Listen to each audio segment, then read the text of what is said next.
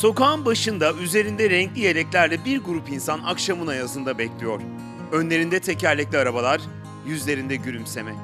Gecenin soğuğuna meydan okuyorlar. Birazdan yapacakları işin heyecanı gözlerinden okunuyor. Onları heyecanlandıran, evsizler için çorba projesini başlatan idealist bir kadın var.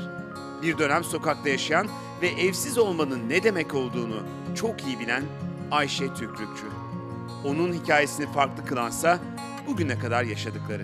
Aslında benim hayatım 9 yaşındayken çalınıyor. 9 yaşında ensest tecavüz mağduruyum amcam tarafında.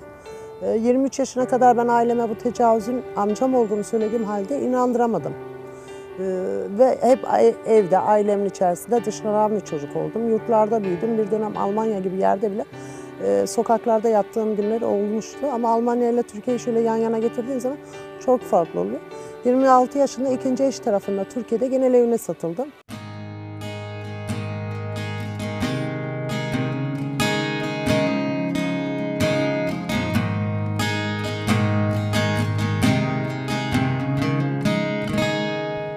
Evsizlere Çorba projesi Ayşe Tükrükçü önderliğinde başladı. Proje kapsamında Şevkat Derin Cihangir'deki evsizler evinde Ayşe Tükrükçü tarafından her gün çorba pişiriliyor.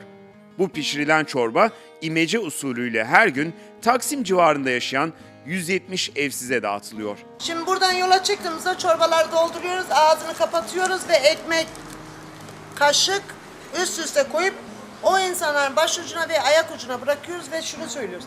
Abi kalk çorban sıcak sıcak iç diyoruz ve yürüyoruz.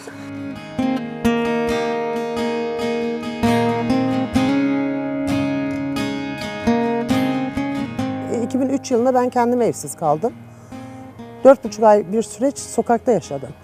Gündüzleri bütün gün ayaktaydım, geceleri acillerde yatıyordum. O dönemki acillerdeki şeyde güvenlik bu kadar fazla yoktu, kamera sistemi yoktu. Onun üzerine ne dedik? Çorbada tuzumuz olsun ve sokakta yaşayanlara her gün Şevkat'ten Cihangir'deki evsizler evinde çorba yapıp termoslara koyup sabahın 6'sına kadar çorba dağıtmaya başladım. 14 aydır böyle her gün belli bir saatte ben evsizler evine geliyorum. Aşağı yukarı 70-80 litre çorba yapıyorum. Yeri geliyorsa daha fazla yapıyorum. Çorbayı yapıyorum, termoslara koyuyorum. Ekipler geliyor, gruplar geliyor veya gönüllüler evlerinden çıkıp gelip benimle çorba dağıtıyorlar. Sokakta benim gittiğim bir istikamet var.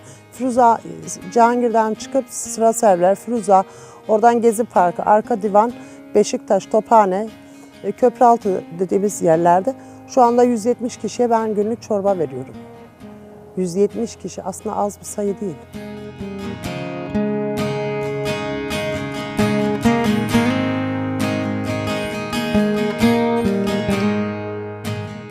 Ayşe Tükrükçü kendi hikayesinden yola çıkarak evsiz insanların hayatlarına bir nebze olsun dokunmaya çalıştı.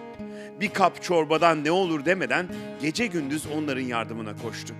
Hem kendi dünyasında hem de İstanbul'da yaşayan binlerce evsizin hayatında kocaman bir fark yarattı. Onun için de ne yapmamız lazım değil. Ne yapalım, ne yapalım, ne yap? Ben yaptığımı biliyorum. Siz ne yaptınız? Siz ne yaptınız? Siz ancak evdeki evinizin düzenini biliyorsunuz. Bir de sokaktakine bir günde sen yaşa.